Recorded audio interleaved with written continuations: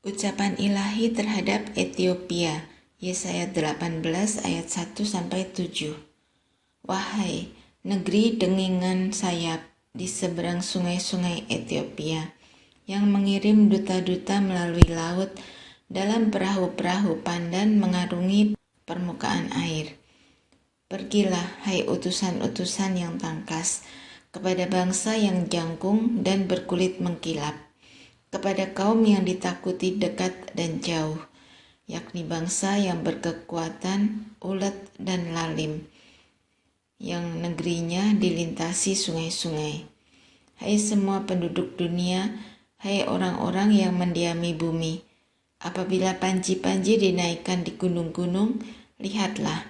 Apabila sangkakala ditiup, dengarlah. Sebab beginilah firman Tuhan kepadaku. Aku akan menjenguk dari tempat kediamanku dengan tidak bergerak, seperti hawa panas yang mendidih waktu panas terik, seperti kabut embun di panas musim menuai. Sebab sebelum musim buah, apabila waktu berbunga sudah berakhir, dan gugusan putik menjadi buah anggur yang hendak masak, maka Tuhan akan mengerat ranting-rantingnya dengan pisau pemangkas, dan menyisihkan carang-carangnya dengan memancungnya. Semuanya itu akan ditinggalkan bertumpuk-tumpuk bagi burung-burung buas di pegunungan dan bagi binatang-binatang di hutan. Pada musim panas, burung-burung buas akan bermukim di situ, dan segala binatang hutan pada musim dingin. Pada waktu itu juga persembahan akan disampaikan kepada Tuhan semesta alam dari kaum yang jangkung dan berkulit mengkilap, dan dari kaum yang ditakuti dekat dan jauh, yakni bangsa yang berkekuatan, ulet dan lalim, yang negerinya dilintasi sungai-sungai, ke tempat nama Tuhan semesta alam, yaitu Gunung Sion. Ucapan ilahi terhadap Mesir, Yesaya 19 ayat 1-25. Ucapan ilahi terhadap Mesir. Lihat, Tuhan mengendarai awan yang cepat dan datang ke Mesir, maka berhala-berhala Mesir gemetar di hadapannya, dan hati orang Mesir merana hancur dalam diri mereka. Aku akan menggerakkan orang Mesir melawan orang Mesir, supaya mereka berperang, setiap orang melawan saudaranya, dan setiap orang melawan temannya, kota melawan kota, kerajaan melawan kerajaan. Semangat orang Mesir menjadi hilang, dan rancangannya akan kukacaukan. Maka mereka akan meminta petunjuk kepada berhala-berhala dan kepada tukang-tukang jampi, kepada arwah dan kepada roh-roh peramal. Aku akan menyerahkan orang Mesir ke dalam tangan seorang tuan yang kejam, dan seorang raja yang bengis akan memerintah mereka. Demikianlah firman Tuhan, Tuhan semesta alam. Air dari sungai Nil akan habis, dan sungai itu akan menjadi tohor dan kering, sehingga terusan-terusan akan berbau busuk, dan anak-anak sungai Nil akan menjadi dangkal dan tohor, gelagah dan teberau akan mati rebah. Rumput di tepi sungai Nil dan seluruh tanah persemaian pada sungai Nil akan menjadi kering ditiup angin dan tidak ada lagi. Para nelayan akan mengaduh dan berkabung, yaitu semua orang yang memancing di sungai Nil. Semua orang yang menjala di situ akan merana juga. Orang-orang yang mengolah lenan akan mendapat malu, demikian juga tukang-tukang tenun kain putih. Mereka yang menenun akan remuk hatinya, segala pekerja upahan akan bersedih hati. Para pembesar soan adalah orang-orang bodoh belaka. Para penasihat Firaun yang paling bijaksana memberi nasihat yang dungu. Bagaimanakah kamu dapat berkata kepada Firaun, aku ini anak orang-orang bijaksana, anak raja-raja zaman purbakala? Di manakah orang-orang bijaksanamu? Biarlah mereka mengumumkan kepadamu serta memberitahukan apa yang diputuskan Tuhan semesta alam tentang Mesir. Para pembesar soan bertindak tolol. Para pembesar Memphis sudah terperdaya. Para pemuka suku-suku mereka telah memusingkan Mesir. Tuhan telah mencurahkan di antara mereka suatu roh kekacauan, dan mereka memusingkan Mesir dalam segala usahanya, sehingga seperti seorang mabuk yang pusing waktu muntah-muntah. Dan tidak ada usaha Mesir yang akan berhasil, yang dilakukan oleh pemimpin dan pengikut, oleh pemuka dan orang biasa. Pada waktu itu, orang-orang Mesir akan seperti orang-orang perempuan. Mereka akan gemetar dan terkejut terhadap tangan Tuhan semesta alam yang diacungkannya kepada mereka.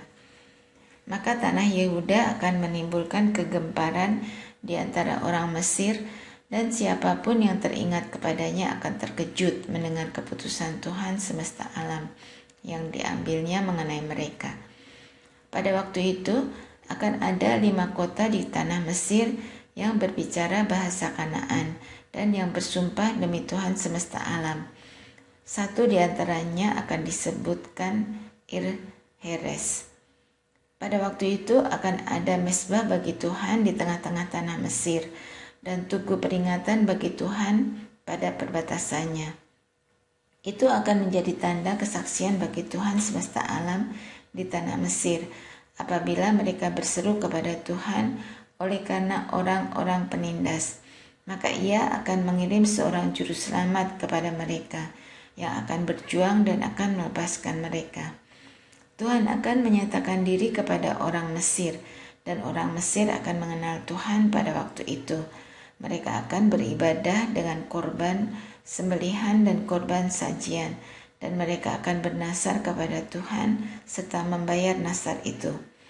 Tuhan akan menghajar orang Mesir, akan menghajar dan menyembuhkan, dan mereka akan berbalik kepada Tuhan, dan ia akan mengabulkan doa mereka serta menyembuhkan mereka. Pada waktu itu akan ada jalan raya dari Mesir ke Asyur, sehingga orang Asyur dapat masuk ke Mesir, dan orang Mesir ke Asyur, dan Mesir akan beribadah bersama-sama Asyur. Pada waktu itu Israel akan menjadi yang ketiga di samping Mesir dan di samping Asyur, suatu berkat di atas bumi, yang diberkati oleh Tuhan semesta alam dengan berfirman, "Diberkatilah Mesir umatku, dan Asyur buatan tanganku, dan Israel milik pusakaku." Ucapan ilahi terhadap Mesir dan Ethiopia, Yesaya 20 ayat 1-6. Pada tahun ketika panglima yang dikirim oleh Sargon, Raja Asyur, tiba di Asdod, lalu memerangi dan merebutnya. Pada waktu itu berfirmanlah Tuhan melalui Yesaya bin Amos. Firman-Nya, "Pergilah dan bukalah kain kabung dari pinggangmu, dan tanggalkanlah kasut dari kakimu." Lalu ia pun berbuat demikian, maka berjalanlah ia telanjang dan tidak berkasut. Berfirmanlah Tuhan, "Seperti hambaku Yesaya berjalan telanjang dan tidak berkasut 3 tahun lamanya sebagai tanda dan alamat terhadap Mesir dan terhadap Ethiopia, demikianlah Raja Asyur akan menggiring orang Mesir sebagai tawanan dan orang Ethiopia sebagai buangan, tua dan muda, telanjang dan tidak berkasut, dengan pantatnya kelihatan, suatu penghinaan bagi Mesir. Maka orang akan terkejut dan malu karena Ethiopia, pokok pengharapan mereka, dan karena Mesir, kebanggaan mereka. Dan penduduk tanah pesisir ini akan berkata pada waktu itu, "Lihat, beginilah nasib orang-orang yang kami harapkan. Kepada siapa kami melarikan diri, minta pertolongan supaya diselamatkan dari Raja Asyur? Bagaimana mungkin kami terluput?" Ucapan ilahi terhadap Babel, Yesaya 21 ayat 1-10. Ucapan ilahi terhadap padang gurun di tepi laut, seperti puting beliung mendesing lewat di tanah Negeb. Demikianlah datangnya dari padang gurun, dari negeri yang dahsyat. Suatu penglihatan yang kejam telah diberitakan kepadaku, penggarong-menggarong, perusak merusak. Majulah hai Elam, kepunglah hai Madai. Aku hentikan semua keluh yang ditimbulkannya. Sebab itu pinggangku amat sakit, Sakit mulas menimpa aku seperti sakit mulas perempuan yang melahirkan. Aku terbungkuk-bungkuk, tidak mendengar lagi. Aku terkejut, tidak melihat lagi. Hatiku gelisah, kekejutan meliputi aku. Malam hari yang selalu kurindukan itu, sekarang menggentarkan aku. Orang sibuk menyajikan hidangan, mengatur tempat-tempat duduk, makan, minum. Tiba-tiba kedengaran, "Hai para panglima, siaplah tempur, minyakilah perisai. Sebab beginilah firman Tuhan kepadaku, pergilah, tempatkanlah seorang peninjau. Apa yang dilihatnya haruslah diberitahukannya. Apabila dilihatnya pasukan, pasang-pasangan orang berkuda, pasukan keledai, pasukan unta, maka haruslah diperhatikannya sungguh-sungguh dengan penuh perhatian." Kemudian berserulah orang yang melihat itu, "Di tempat peninjauan ya Tuanku, aku berdiri senantiasa sehari suntuk, dan di tempat pengawalanku aku terpancang setiap malam. Lihat, itu sudah datang sepasukan orang, pasang-pasangan orang berkuda." Lalu berserulah ia, katanya, sudah jatuh Babel, dan segala patung berhalanya telah diremukkan dan bertaburan di tanah. Hai bangsaku yang telah dipijak-pijak dan diinjak-injak, apa yang kudengar dari Tuhan semesta alam, Allah Israel, telah kuberitahukan kepadamu. Ucapan ilahi terhadap Duma, Yesaya 21 ayat 11-12. Ucapan ilahi terhadap Duma.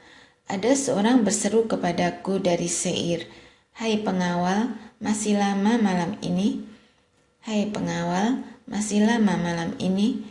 Pengawal itu berkata, "Pagi akan datang, tetapi malam juga. Jika kamu mau bertanya, datanglah bertanya sekali lagi." Ucapan ilahi terhadap Arabia, Yesaya 21 ayat 13-17. Ucapan ilahi terhadap Arabia. Di belukar di Arabia kamu akan bermalam. Hai kafilah-kafilah orang Dedan. Hai penduduk tanah Tema, keluarlah, bawalah air kepada orang yang haus. Pergilah, sambutlah orang pelarian dengan roti, sebab mereka melarikan diri terhadap pedang. Ya, terhadap pedang yang terhunus, terhadap busur yang dilentur, dan terhadap kehebatan peperangan.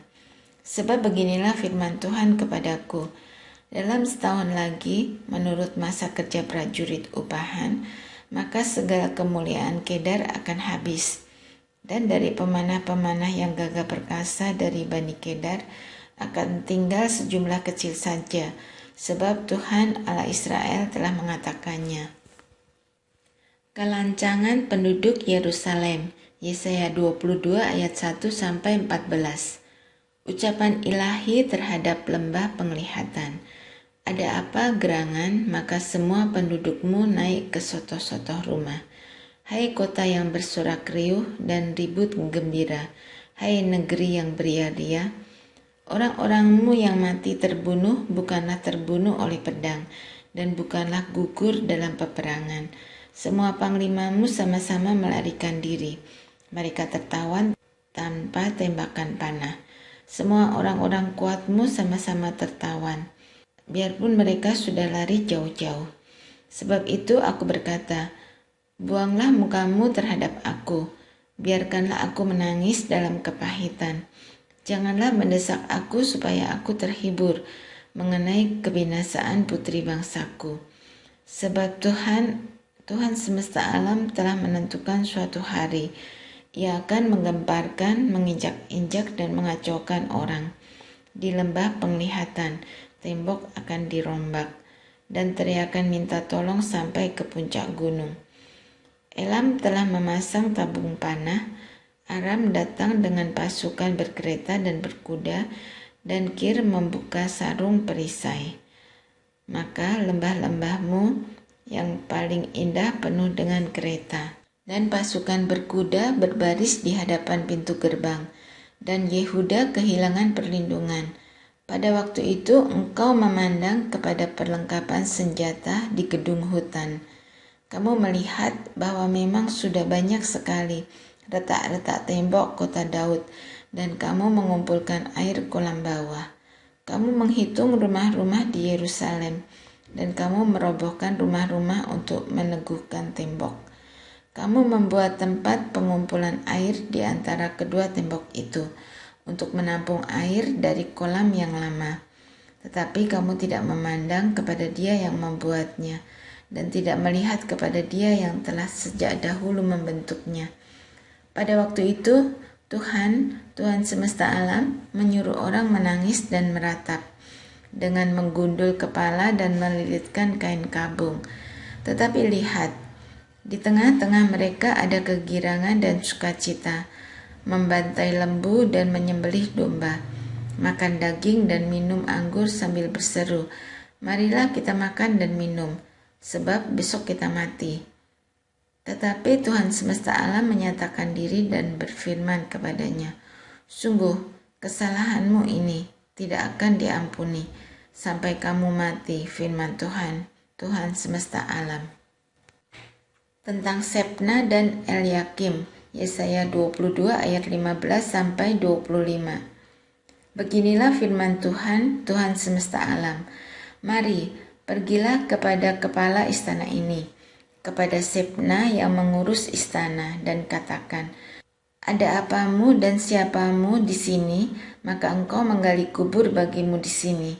Hai yang menggali kuburnya di tempat tinggi, yang memahat kediaman baginya di bukit batu, sesungguhnya Tuhan akan melontarkan engkau jauh-jauh, hai orang. Ia akan memegang engkau dengan kuat-kuat, dan menggulung engkau keras-keras menjadi suatu gulungan, dan menggulingkan engkau seperti bola ke tanah yang luas. Disitulah engkau akan mati, dan disitulah akan tinggal kereta-kereta kemuliaanmu. Hai engkau yang memalukan keluarga tuanmu, aku akan melemparkan engkau dari jabatanmu, dan dari pangkatmu engkau akan dijatuhkan. Maka pada waktu itu aku akan memanggil hambaku Eliakim bin Hilkiah. Aku akan mengenakan jubahmu kepadanya, dan ikat pinggangmu akan kuikatkan kepadanya, dan kekuasaanmu akan kuberikan ke tangannya. Maka ia akan menjadi bapa bagi penduduk Yerusalem dan bagi kaum Yehuda. Aku akan menaruh kunci rumah Daud ke atas pahunya. Apabila ia membuka, tidak ada yang dapat menutup. Apabila ia menutup, tidak ada yang dapat membuka. Aku akan memberikan dia kedudukan yang teguh seperti gantungan yang dipasang kuat-kuat pada tembok yang kokoh. Maka ia akan menjadi kursi kemuliaan bagi kaum keluarganya. Dan padanya akan digantungkan segala tanggungan kaum keluarganya, tunas dan taruk, beserta segala perkakas yang kecil, dari piring pasu sampai periuk belanga. Maka pada waktu itu, demikianlah firman Tuhan semesta alam, gantungan yang dipasang kuat-kuat pada tempat yang kokoh itu tidak akan kuat lagi, sehingga patah dan jatuh, dan segala tanggungannya itu hancur, sebab Tuhan telah mengatakannya.